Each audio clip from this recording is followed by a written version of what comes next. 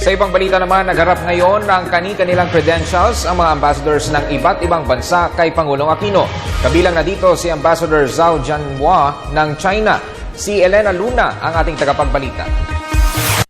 Presentasyon kay Pangulong Aquino ng kanyang credentials, opisyal nang sinisimula ni Zhao Jianhua ang kanyang trabaho bilang pangunahing diplomatic officer ng China sa Pilipinas. Ang seremonyang ito sa palasyo ang nagbibigay ng diplomatic status sa bagong ambassador ng China at nagkakaloob ng otoridad na maging tagapagsalita ng kanyang bansa.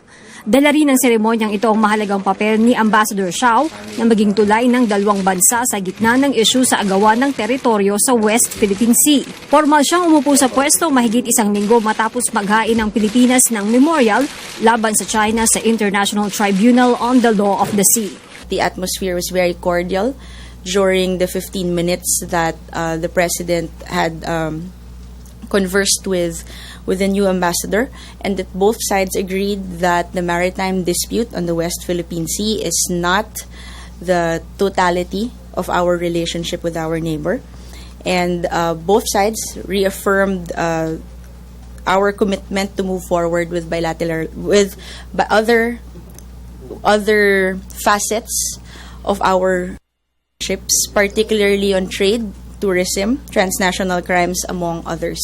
The President also extended our thanks to the Chinese side for their support for the Yolanda victims. And also, the President extended an invitation to attend the World Economic Forum in May, the one that we're hosting in May.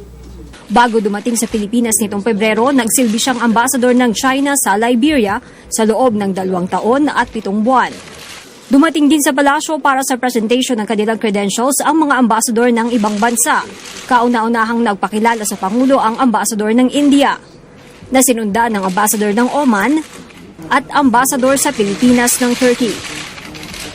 Kasunod ng ambassador ng China sa presentation of credentials kay Pangulong Aquino, ang ambassador ng Indonesia at ambassador ng Germany.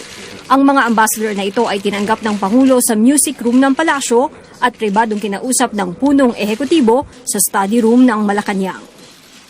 Para sa Telebisyon ng Bayan,